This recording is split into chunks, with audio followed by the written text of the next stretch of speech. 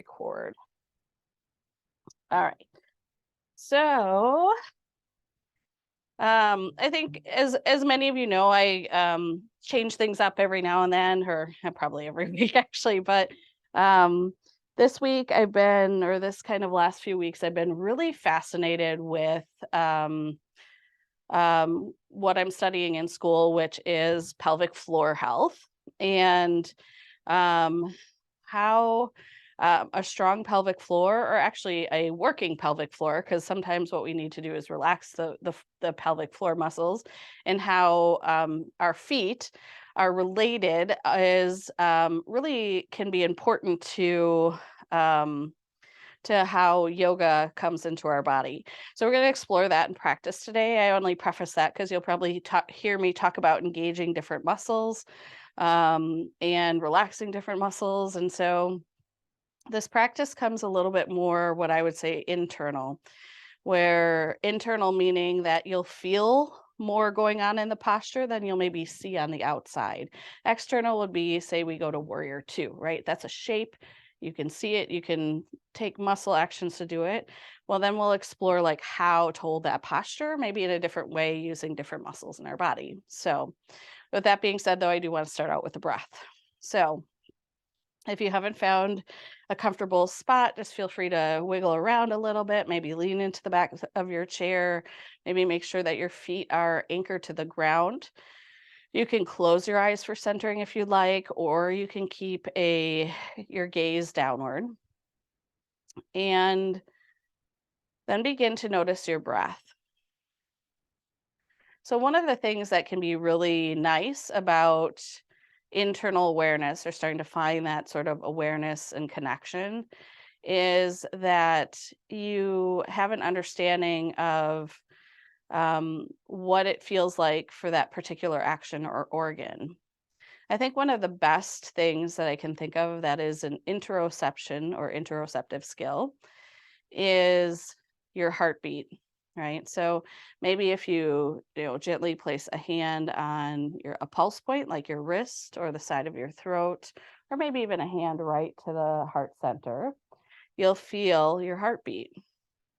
And you can't actually see your heartbeat, but you know it's doing its work, and you can get a sense of how something on the inside feels. You can feel the pulse or the beat. We can do this with our breath as well. So as you're breathing, as you're starting to pay attention to the breath, do you notice that when you inhale, it feels like your chest or lungs feel like they expand or grow a little bit? And as you exhale, maybe they contract a little bit. So that rhythm of breath, even though it's automatically happening in our body, it's kind of neat to think about how we get all this extra room in our lungs as we breathe in. And the mechanism of how those lungs get that capacity is the diaphragm, which is right around the middle of our torso. And it acts as a structure almost like a trampoline. And so, in order to get more space to the lungs, as you inhale, the diaphragm actually domes downward towards the stomach. And so you get all the space to the chest as you breathe in. And then as you exhale, it goes the other direction. It kind of creates almost like a umbrella shape underneath the rib cage. And so that mechanism of the diaphragm working is inhale, the dome pushes downward, and as you exhale, it draws up. So if you were aware of the lungs and the expansion and growth, now think about this diaphragm function. When it pushes down, it is actually gently squeezing into your stomach, into your belly, and you might feel a little bit of that compression. Again, interoception. So we're just trying to get a sense of what's going on in there. Even though you can't see it, can you feel it? We don't often think about how our insides feel. So it's probably a new skill, and just play around with if you notice that.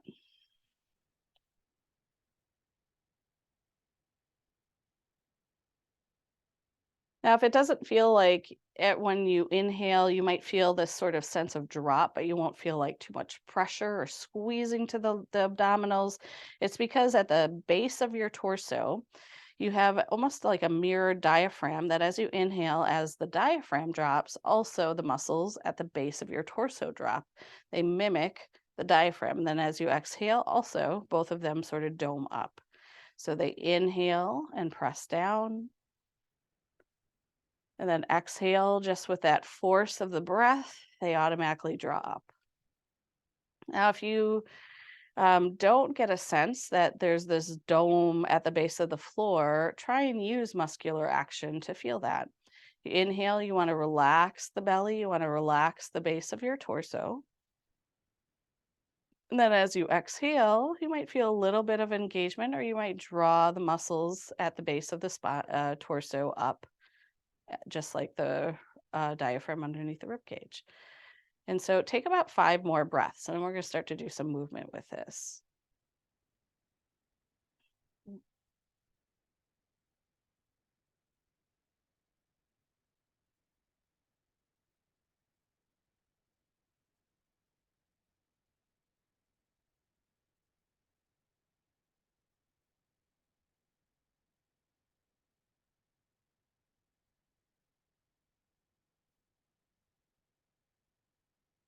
So you can focus on this breath cycle, and I'll call it diaphragmatic breathing throughout our practice today. And, you don't have to do it the whole time. I'll remind you, and wherever you're at, if you found space to the lungs when you breathe in, focus on that. If you found that drop to the belly as you were practicing, focus on that. If you feel the drop to the base of the torso and the belly, focus on that, right? So if you have a way in which you want to set up your practice, if there's an intention or something you'd like to speak to your heart, you can say it, and then we'll start to do some movement.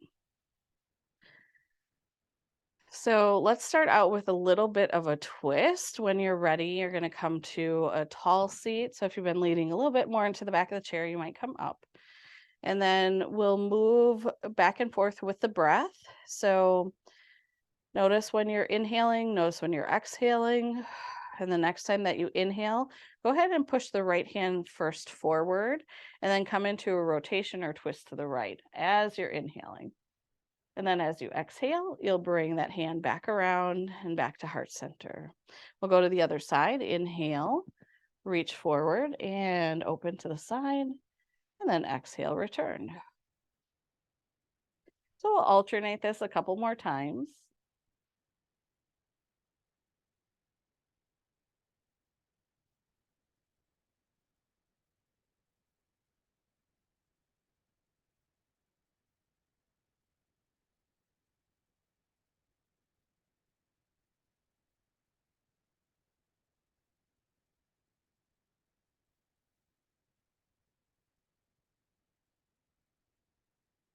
Wherever you're at, your breath might be a little bit different pace than mine. So you might be going slower or faster. But let's finish on the left side. Wherever you're at, you can still stay at pace of where you're at. And then we'll all meet back together with hands at heart center.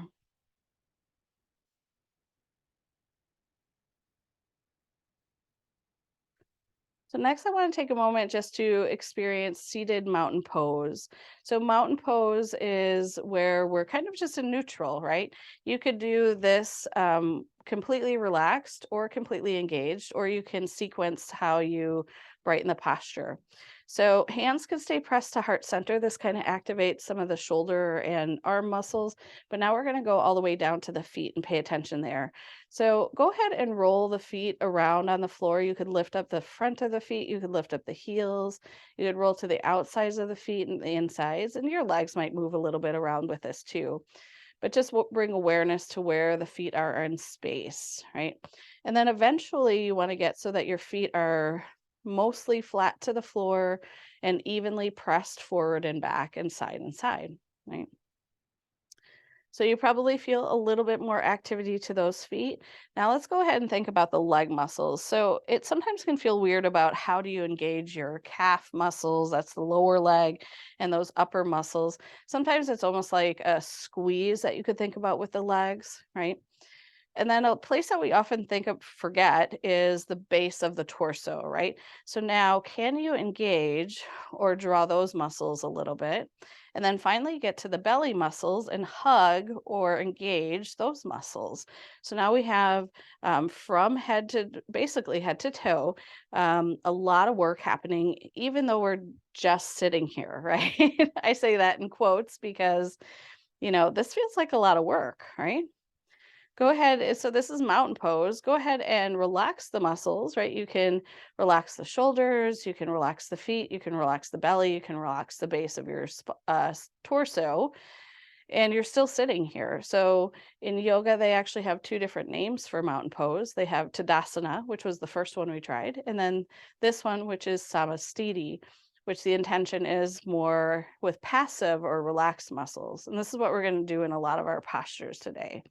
So I want to go ahead from here and set up for seated stargazer pose. So with stargazer pose, you go ahead and swing the leg over to the side and then straighten that leg. And so the idea is that you've got your right toes down there, you've got your right fingers here, and we want to create as much distance in between them. So you go ahead and reach the arm away. Now, if you got something going on with the shoulder, always know you can do more of a cactus arm or fingertips to the collarbone. Now that other hand, you can press into the thigh, or I kind of like to find somewhere on the chair to take hold of, whether it's a leg or underneath the seat. And then again, just this idea of how far can I get the fingertips away from the toes. And so you might feel like that extra space that you can feel through the side of the body. Now we do side stretches in here, right? And those are usually directly to the side. It might be kind of hard to see, but I'm a little bit more angled to like the side and back with Stargazer here. I'm actively pressing into my foot and reaching those fingertips far away, or again, it could be reaching right underneath that arm far away. All right, let's take one more breath in Stargazer. And then as we come up, go ahead and bring it into side gate. So side gate, you glide the hand down that right leg and you reach the left arm up and over. And you only have to go down as far as comfortable, right? You might be a little bit higher. You might glide down towards the ankle, right? I'm not quite warmed up there. I don't even know if I could glide my hand up way to the ankle, but go where you want, go where it's comfortable for you. All right, and then using core strength, let's go ahead and rise back up to a seat. And let's bring this into a crescent bend on this side. So that right leg that's bent straight, go ahead and bring it into a bent knee position. And now this left leg, which we haven't done a lot with, you're gonna go ahead and turn it to face the side as well. And you might even have to pick up your foot a little bit so it's a little bit more comfortable, right? You could have the knee just kind of slightly behind that front knee. You could bring the knee kind of right underneath the hip. Some of you might have longer lengths of leg bones. And so if the knee touches the floor, that's okay, as long as it's not painful for you. Otherwise, you're going to have to accommodate by either coming forward or more back, right? And so wherever you find your crescent lunge, let's just take a couple breaths here. Now, crescent lunge, you can keep the feet as they are, you could keep the hands as they are, or you can reach, again, either up to the sky or like hands to the heart, or you can always hold on to the chair as well. And you can do one or both arms up to the sky, right?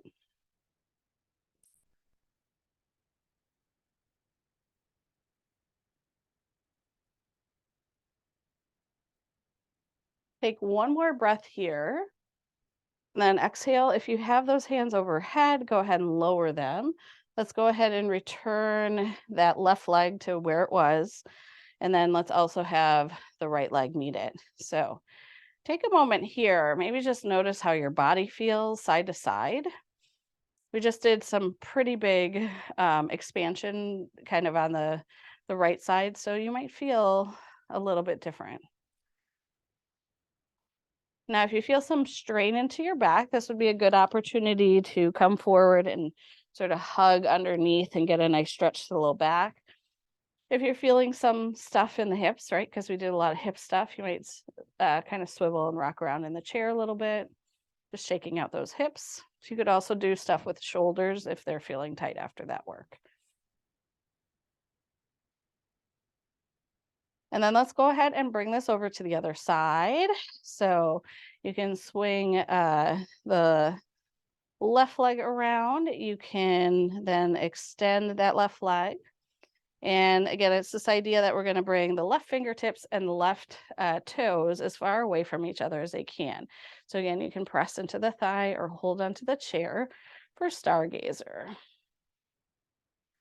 You might find how this is a little different than like a side bend is you might almost feel, I mean, look, from what I can tell, you all have really sturdy chairs, but it might feel like, oh, this chair could tip. And of course you don't want to do that.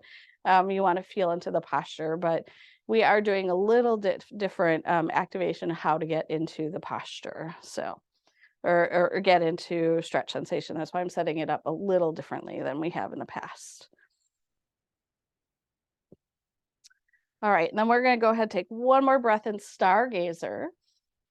Come back up to center and then go into side gate. So side gate, you glide that hand down the length of the leg and reach that right arm up and over.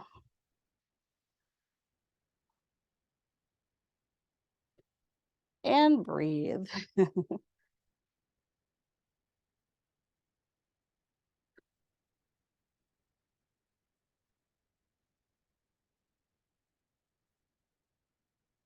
Take one more inhale here and then exhale. Let's come back up to center. Now we're going to go ahead and bend that left knee, and then we're going to draw the right knee over facing that side as well. So again, the idea is that you want to have that front knee a little bit in front of the back knee, or you want a little bit more knee neutral, or you step it even a little bit further back, finding a stretch through high crescent lunge. If the leg work is plenty for you, just stay with that. If you do, though, you could also float the arms, one or both, up to the sky. I always like to kind of hold on to the back of the chair and just lift one arm. It's another great way to experience this.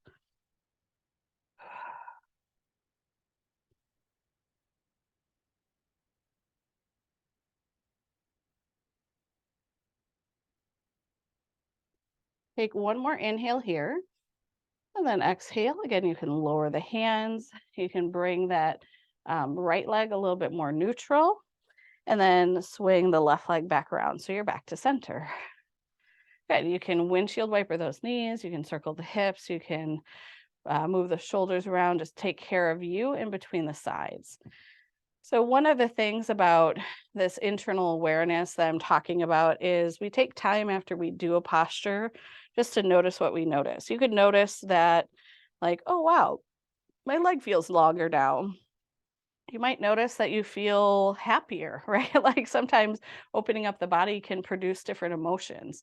And I say like happy, but like it could make you sad, it could make you grumpy, and all of that is welcome as long as it's a good part or incorporated well to your practice. So I never try to I never try to offer or express that yoga is a sense of false positivity that you have to be happy no matter what doing yoga. Things can come up during practice, especially if you're working with something that you're healing or, just experiencing that you're working with in a practice with a different thing that you're working with. So I want to do together all seated warrior two for a moment. And then I'll give the option when we come to the second side to do standing. So this is where we're going to start again, some of that internal awareness. And so warrior two seated, go ahead and swing that right thigh over to the side of the chair. Now this time you can extend the left leg. It can either go kind of straight out in front of you. It can kind of go to the diagonal as long as that's comfortable for the leg muscles, right? And that foot can come straight to the floor. So, and then, warrior two is expressed with arms in opposite direction. Now, one thing you might feel here or notice here is that you can create this shape and the only thing that really has to work in this posture right now is the effort to hold those arms up in opposite direction, right? But if you can, let's change this posture a little bit. Push your feet both down into the floor like you're trying to leave a footprint into the floor, right? Then start to engage your leg muscles. So that's again, that sort of like hug in towards the bones. Think about the base of your torso. Can you hug or draw in there? Can you engage or hug your belly muscles in? If all of that makes sense, this might feel completely different than what you're doing, say, 10 seconds ago. So warrior two engaged. Now warriors, after they go through battle, right, they also need to rest and recover. So hold the shape now and relax all of that, right? You can relax the arms, the fingers, you can relax the belly, you can relax your pelvic floor, you can relax your leg muscles. You can kind of just hang out here. Of course, the arms will probably fatigue pretty quickly. So you can go ahead and rest those too. But hopefully you felt a little different between those two sides. So go ahead and change sides. So you can come through center, then swing that left thigh over to the side. And again, the right leg is either going to go straight or slightly straight into the diagonal to what works well for you. Okay. And then we're going to do kind of that same practice. I'll cue it a little differently on this side. But first, just start to express the posture or the shape, right? I think that one of the, I mean, probably popular culture created awareness of yoga. And so I'm so happy that so many people know about yoga, but popular culture also kind of destroyed some of the best benefits about yoga practice, and made it about an aesthetic or a shape or something that looks on the outside, almost like Cirque du Soleil or acrobatics, right? You don't have to do anything advanced to really get into a lot of work in the body. So if you haven't already, let's start to really energize out through the fingertips. Now we're going to work top down, right? You're going to spread those fingertips. You're going to plug those shoulders back and lead with the heart. So now that upper body probably feels a little differently. Now you're going to work into the abdominal muscles. Can you draw them in? So in and maybe even slightly up underneath the rib cage, if that makes sense. Now, what is your floor muscles doing, right? Can you squeeze through the base of your spine or the base of your torso? Now, can you push those legs down into the mat? Like you are now going to leave a dent in the floor after you release the posture. So again, two ways to get to the same thing. Hopefully this feels completely different than what you're doing, say 20 seconds ago. Take a couple breaths, fully engaged. Notice if you lost any engagement to the muscles. And then let's go ahead and relax. So you can relax the seat into the chair. You can relax those legs. You can relax those arms. And again, you can make your way back around to neutral or mountain pose. Now, if you are feeling a lot in the back, go ahead and fold forward. If you are, again, feeling more shoulders, doing something like swimming those shoulders might feel really nice, or wiggling the hips a little side to side.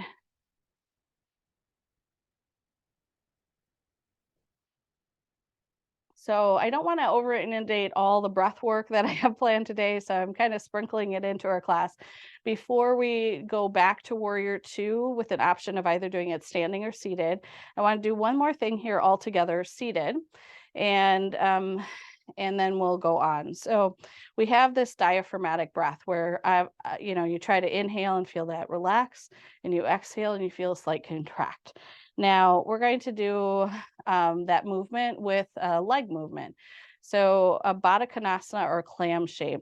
Now I actually, I'm not uncomfortable in the chair, but sometimes turning to the side, there's like the rounded corner or the edge of a chair. Sometimes turning a little bit to the side takes out digging underneath the thighs. So if that might be true for you, you can certainly turn a little bit more to the side.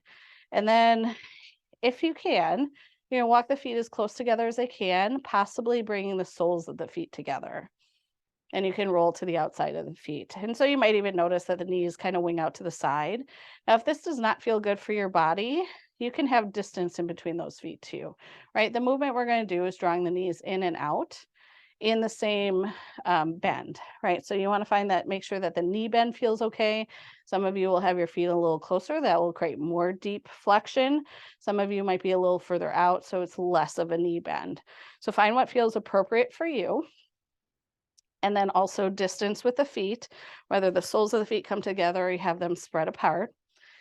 And then go ahead and create that little butterfly, right? So you're going to inhale, let the knees fall open. Exhale, draw the knees inward. Inhale, feel the drop of the belly. Exhale, the draw in. So it's not that we can't engage these muscles. A lot of time when there's like pelvic floor dysfunction, it's more about that we don't either release or engage when our brain kind of should be telling us to do that.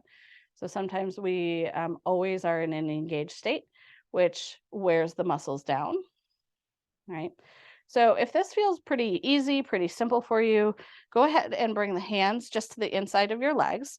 Now you don't want to force the knees open, just let the hands rest there. But as you draw the knees together, effort or resist by pushing the hands into those thighs. Relax on the way open. You want to protect those knee joints, and then effort as you squeeze together.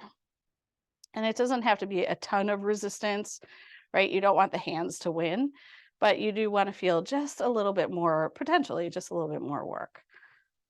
And all of that while again thinking inhale to open and relax, and exhale, draw in.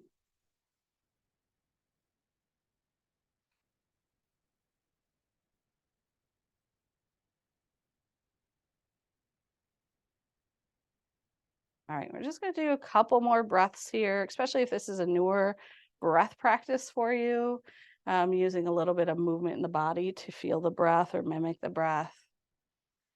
All right, the next time that the knees fall open, you can rest the hands if they were there, and then start to walk those feet flat back to the floor, and then you can gently windshield wiper those knees. You could also like do some ankle circles after that. That might feel kind of good.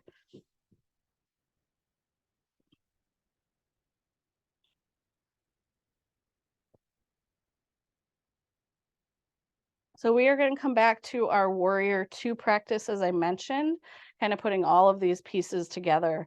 Now you can stay seated in warrior two, right? You know the shape. And if you want to work seated in the chair, excellent. Work from there. If you want to try this standing, what I recommend is coming to the back of the chair so that you have the chair to hold on to at any time that you need to. And then for warrior distance, if you did rise up, you're going to go ahead and step those feet um, about a leg's width distance space apart. I always say at least the width of the chair, if not a little wider if possible for you. And then for those of you seated in the chair, go ahead and swing your right thigh over to the side. For those of you standing, go ahead and spin your right toes to the side and bend into that knee. So now we're all in warrior two legs, whether that is standing or seated. And then you can add the arms. Right, you can reach the arms in opposite direction. If you're standing and want to hold on to the chair, do that. Otherwise, reaching those arms in opposite direction. Now, specifically the belly muscles here and the base of your torso. Can you brighten this posture simply by drawing in from the floor?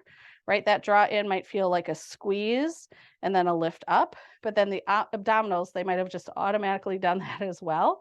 But if not, go ahead and hug or cradle those belly muscles in. Warrior two.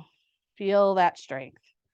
Let's keep that strength or try to keep that strength and move it into goddess pose. So goddess warrior, flip the right palm up to the sky. We're going to go ahead and reach up and back. So that back hand can either hold on to the chair if you're behind it or press to the back of your leg. Notice if you lost connections to your abdominals and base of torso muscles. It's just good awareness, right? Working the posture if you can. Take one more inhale here, and then let's open through to warrior two. Now the legs stay the same whether you're seated or standing. And then finally we'll come to extended side angle. That's bringing the forearm to the front thigh. And if you're behind the chair, you could also take hold of the chair or extend that arm out. Did you lose any connection, particularly belly and base of spine or base of torso muscles, right? Keep an engagement there. Take one more breath, and then let's rise back up. Warrior two. Now you can let everything relax. Relax the belly, relax the base of your torso. Notice if they did when you asked them to relax. And then extend that leg if you're standing, parallel the feet, step those feet together. Whew, I bet you're a little warmer now. Yeah, these are our core muscles, core meaning underneath the rib cage to just above the knees, since they're our biggest muscles. Once we start to move them and work with them, they they fire up, or they usually internally heat the body pretty quickly. So I want to do this on the other side, and same postures. But one thing I want you to think about before we get there is, if your muscles up until this point kind of felt like a light switch, like flicking on and off, right? On being engaged, off being relaxed, right?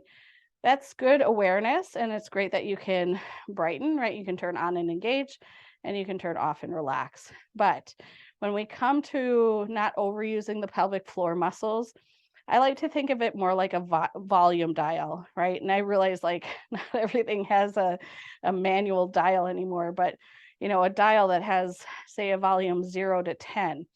And when we talk about using or engaging the muscles in the second side, I want you to think about if you can do, say, a volume 5 or 8 versus 10 full engagement, right? So instead of making it on and off, can you fine tune to, somewhere between a 5 and 8 level?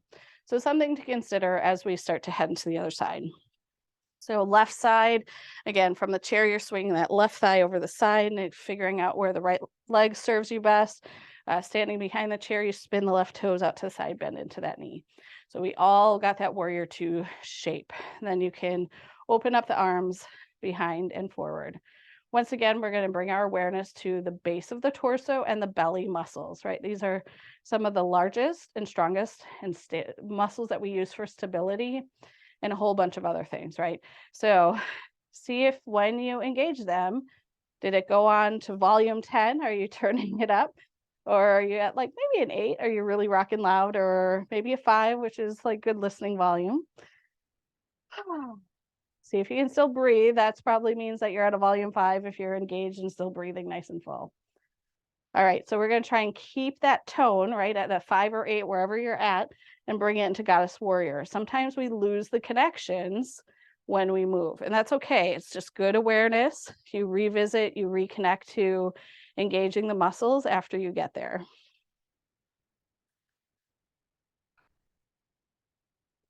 Keeping strong in this practice, legs are strong, your pelvic muscles are strong, your belly muscles are strong. We're going to come forward into extended side angle. So bring that forearm down, extending through the arm on the other side. Seated or standing, these three postures have the same legs. What are the inner muscles doing right now? Take one more inhale. And as you exhale, rise back up, warrior two. Go ahead from here, straighten that front leg, parallel the feet, start to step them together. Relax the belly, relax the base of the torso, relax the shoulders. Now, if you feel some pressure to that low back, a nice forward fold is going to be good here. You can come forward with either forearms to the back of the chair. You could come lower to the seat of the chair, or even lower. If a forward fold is not what would serve you right now, rocking a little side to side or wiggling side to side in your chair, it's also a good way to kind of release that posture.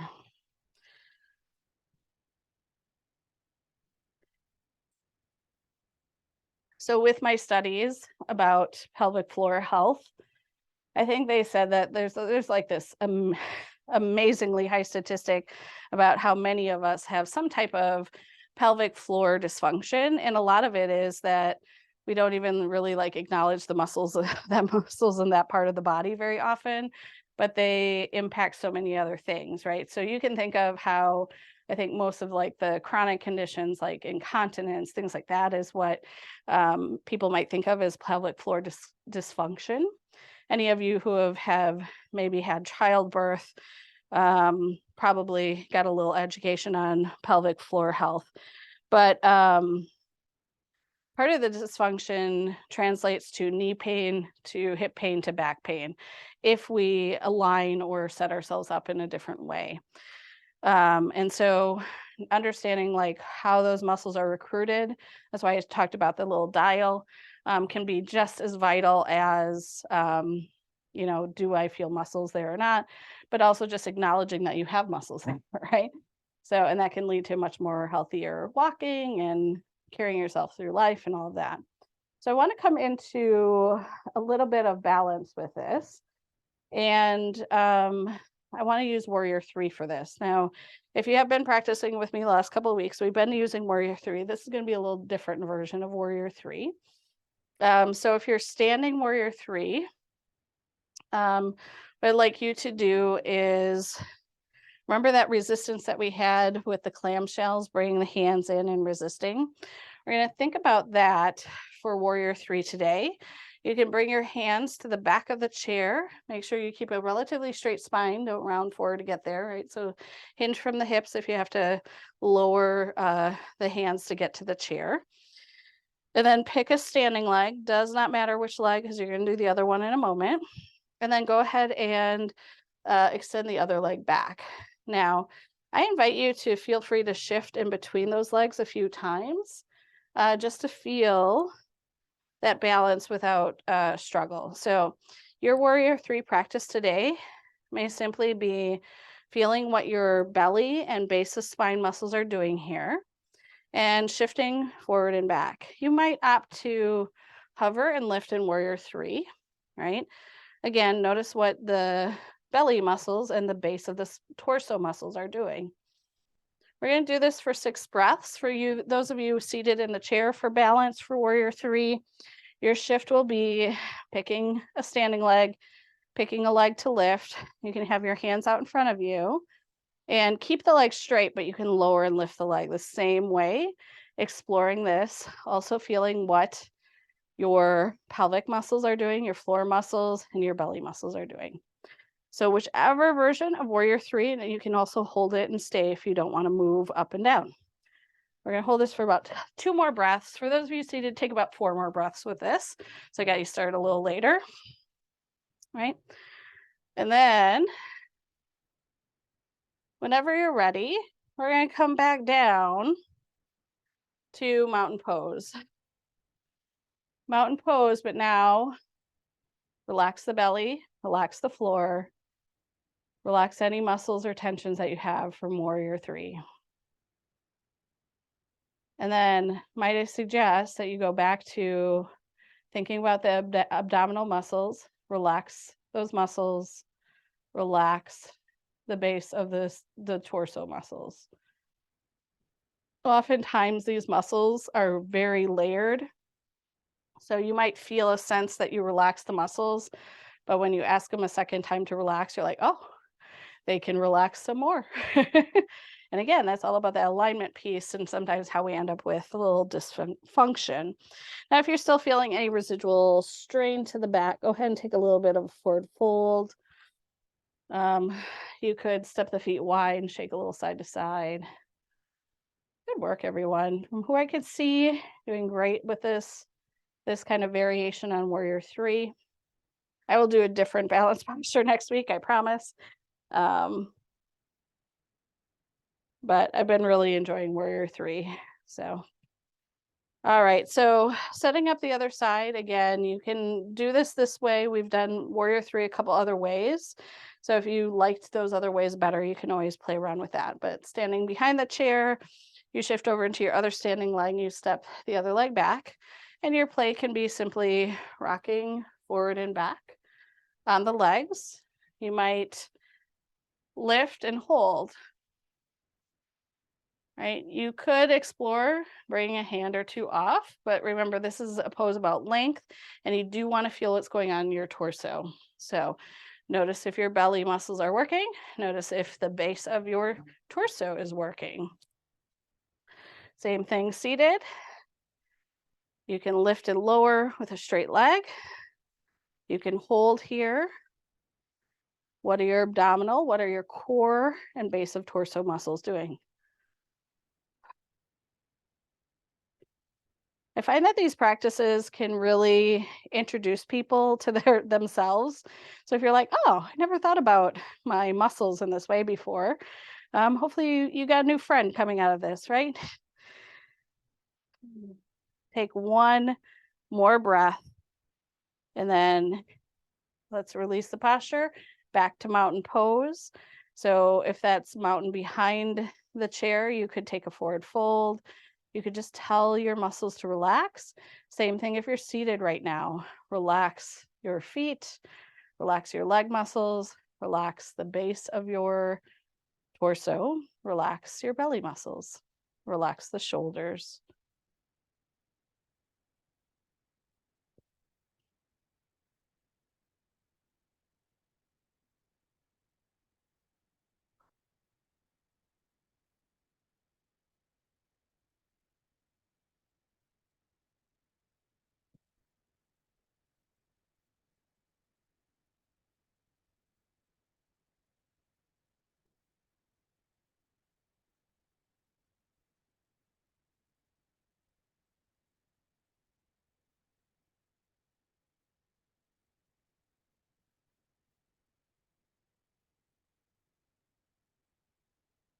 All right. So if you are standing, if you're in a forward fold, go ahead and roll back up.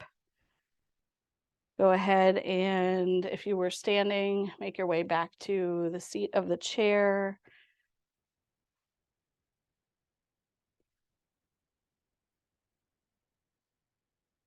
So I realize that a lot of us have different chairs that we're working on. So, and this is why I don't instruct or do this posture very often, but I'd like to offer a seated bridge pose as kind of our close. And but I want to also give you a couple other options if like your chair's not conducive to this, if it just doesn't feel right to kind of access it in the way that I'm asking. So bridge pose typically, or like the traditional form, whatever that means, it's all relative to me in my opinion, but um, the what we're trying to do is open up and stretch the front of the body. So from the shoulders to the knees. And so can be practiced on the back, on the mat, where you lift the hips up, and so you get this nice stretch to the front of the body. But we can do this seated in the chair.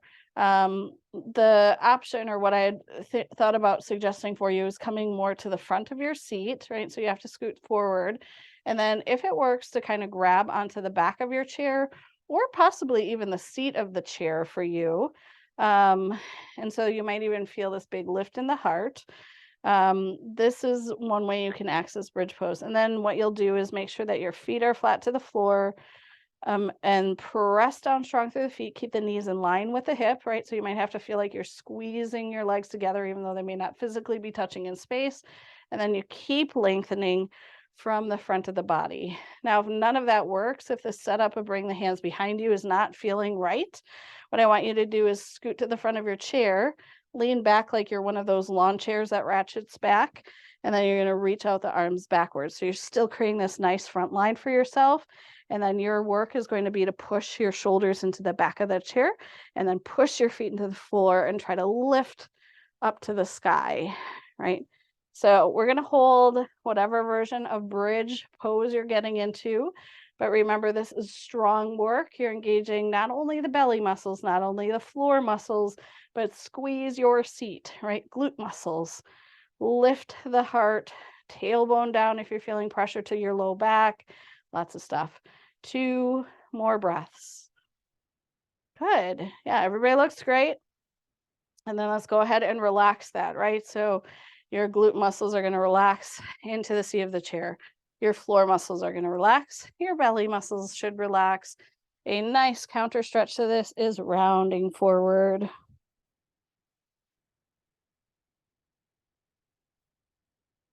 And you can stay there for up to 3 more breaths. If you feel like your spine or body is stretched out, you can roll back up.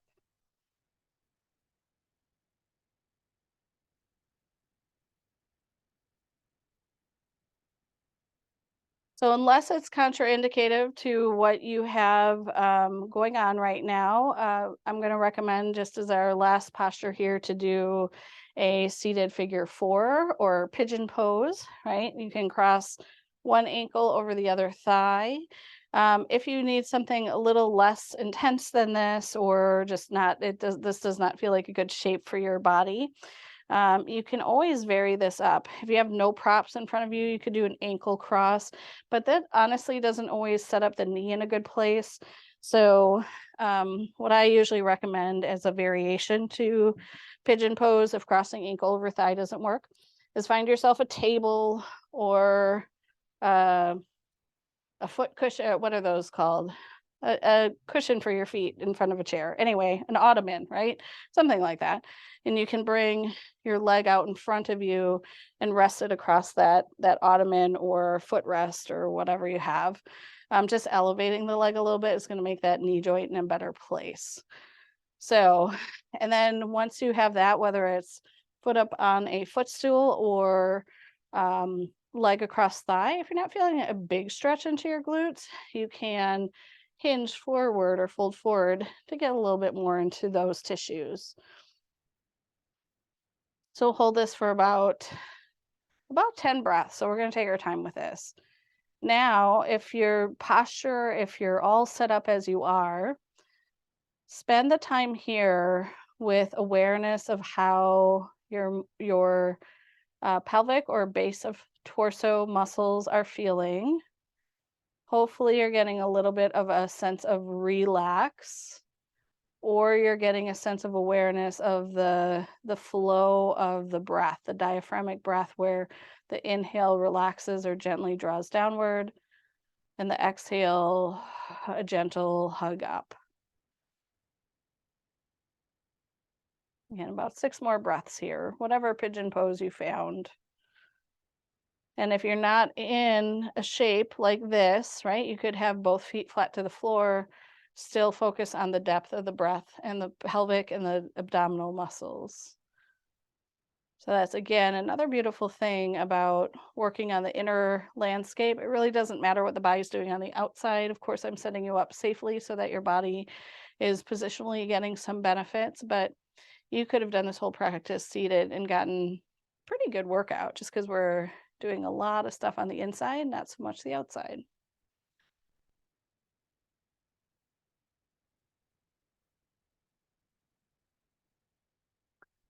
All right, so let's go ahead and switch to the other side. So if you have that leg crossed, if you're folded forward, go ahead and bring the foot down. You can windshield wiper that leg, you can shake it out. I realize my lava lamp is in in the corner here. It is amazing. People now get attached to their iPads and devices and stuff like that. I think we need to give all children a lava lamp. They should make a comeback because it is mesmerizing. I could watch that for hours. It's a good calming tool. It's a good meditation tool, actually. I never thought about it that way, but yeah. So, yeah, that we found at there's this great store called Retro Revolution in Madison, or yeah, on the east side of Madison that he gets antique stuff and like it's cool. It's blue and yellow water too. There's blue water and like a yellow lava. It's really cool. So, all right. Anyway, sorry. Other side. See, it distracts me just as much as people get distracted by their devices. But it's so calming, so peaceful.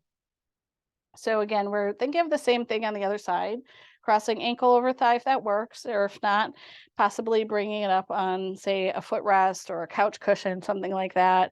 You could, of course, cross ankle to ankle. It's just going to put the knee in a little different alignment. That isn't always a favorite for some people. So, and then if you're not getting much of a stretch to that hip, you can always hinge forward and get just a little bit more stretch sensation into those muscles. We're not going to how intense we can get those muscles. We're just trying to unwind any stored or residual tension.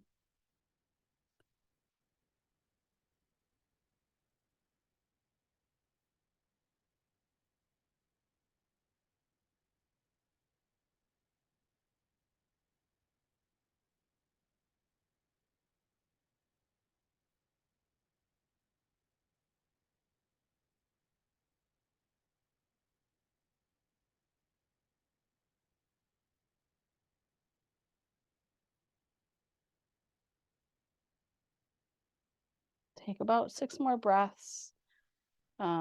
Maybe thinking about the muscles in the torso, the base, and the belly.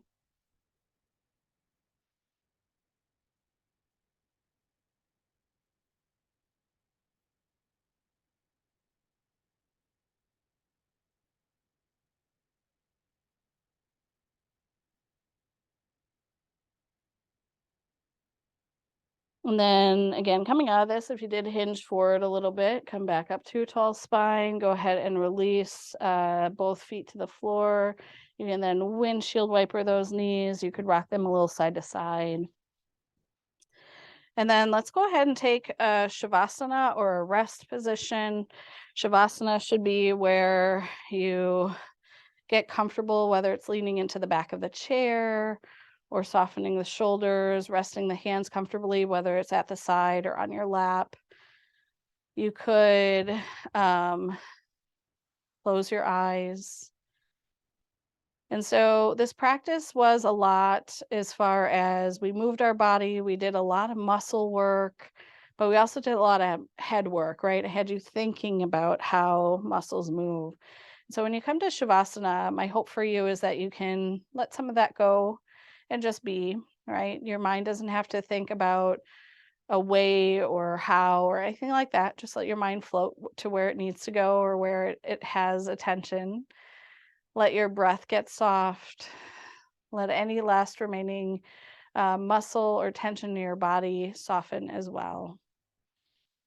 Final Shavasana.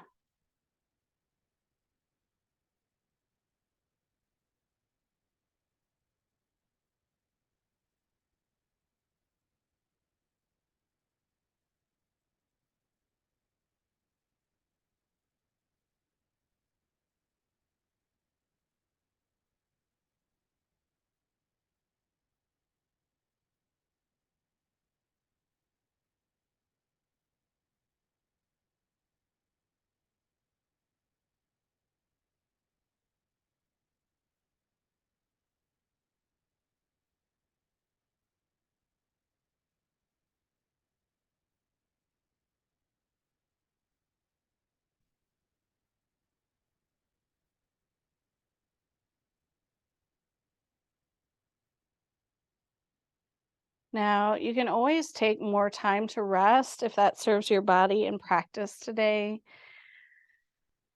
You might find that just lingering here a little longer feels right.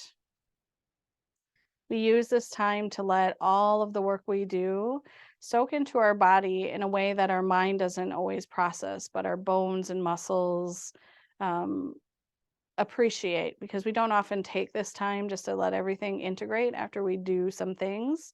We usually just move on. So, Shavasana really is this ultimate act of self-care, self-love because we do pay attention or let the yoga do its work, right? And then you can create a little bit more awareness. You could stretch again. You could move through the fingers and toes. So if you need a little bit more time, of course, just continue on in Shavasana. You could close your practice to your own time, either just speaking a word to yourself, maybe a hope that you have for the rest of your day. Um, I often like to close with gratitude, simply saying, "Thank you, body." And then if you're ready to join in community to close, let's come to a seat together, tall spine once again. The mudra that's connected to a lot of the work that we did is called Yoni Mudra. And it's basically forming like a triangle in between the hands. So you have the thumbs touch, and then you have the index fingers touch, and then the other fingers just kind of connect or stay in there. And then you place this mudra, you tip the point down, and you rest it on your belly if that's comfortable for you. And so this mudra does represent that sort of sense of being nurtured, being taken care of, nourishing your body, all of the things that we think of as maybe motherly or caring. And so, in that space, I'd like to offer you an Om today, in that very nurturing and caring space. We'll exhale, inhale, and then Om. Know that you can join in with your voice or ears. So we'll exhale, inhale, and then Om. Whenever you're ready, exhale out all the air in your body. Take a deep breath in. Om.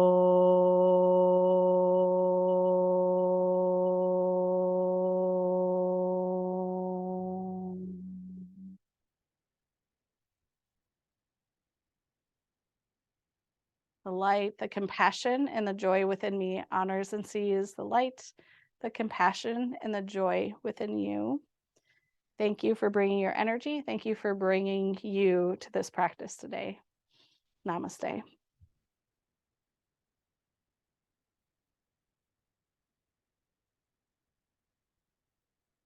All right, so I will go ahead and stop the recording. I will stay on if you need anything, but otherwise have